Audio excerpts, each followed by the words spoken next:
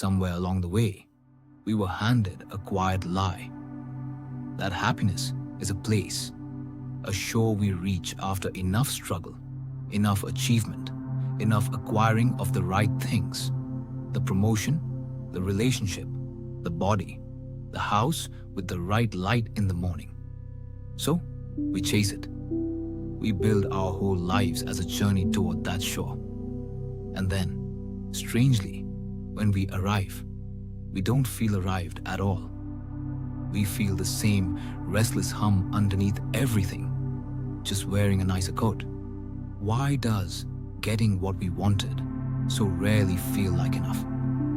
There's a reason for this, and it isn't a flaw in you. It's a feature of the mind, inherited from a much older world.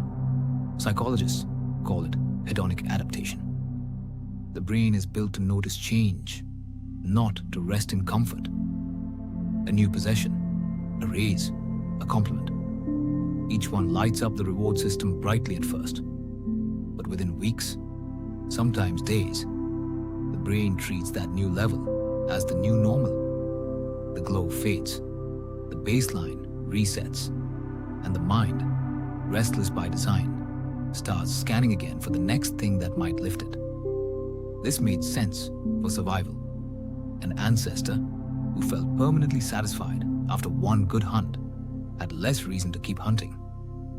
Contentment, biologically, can be dangerous. Discontent kept our species moving, building, searching. But we no longer live in that world. We live in one with infinite things to want, and a nervous system still calibrated for scarcity. So, we climb one mountain, only to immediately notice a taller one behind it. Not because something is wrong with us, but because wanting was never designed to end. It was designed to continue. The question, then, isn't how to finally get enough. It's whether enough was ever the right thing to be chasing.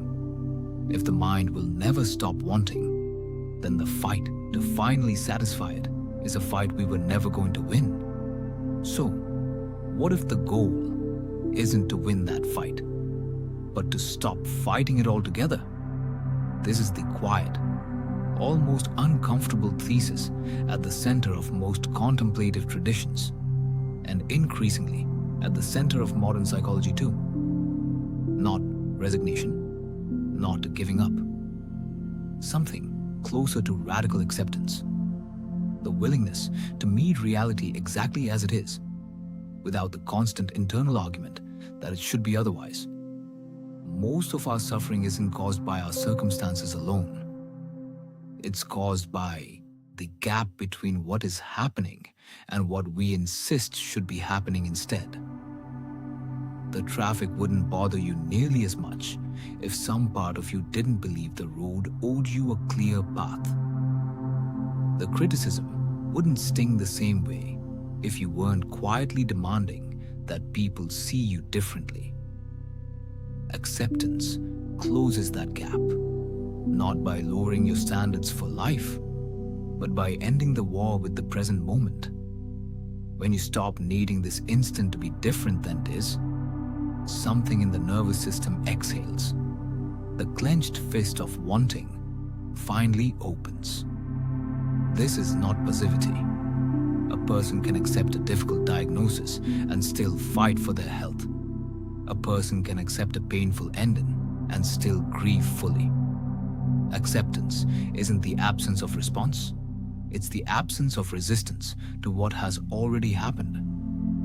And in that absence, for the first time, there is room to actually think clearly about what to do next. But acceptance alone is not a full life.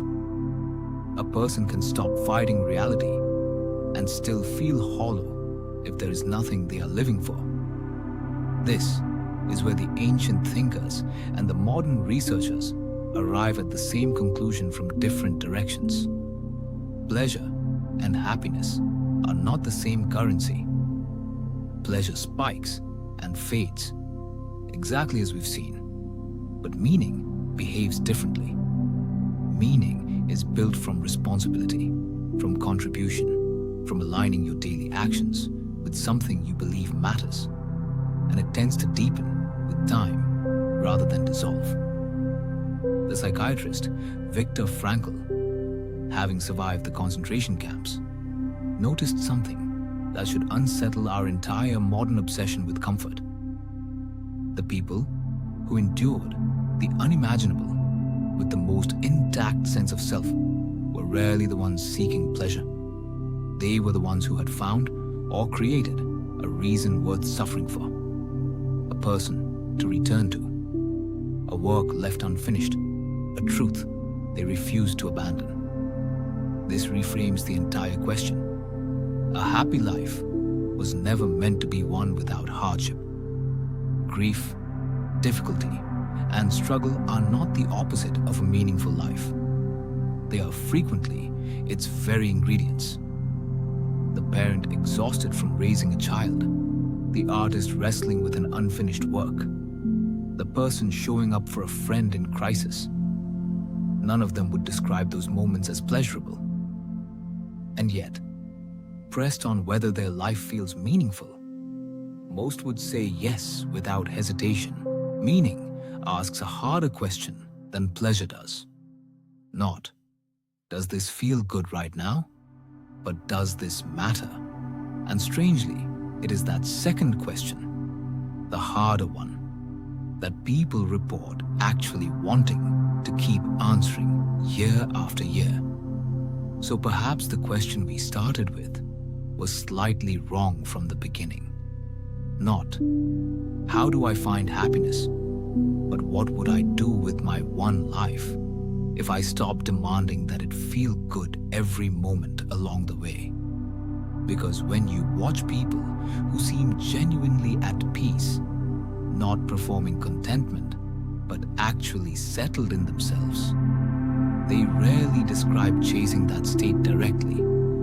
It shows up instead as a kind of quiet residue, left behind by two much harder things: accepting what is and committing to what matters.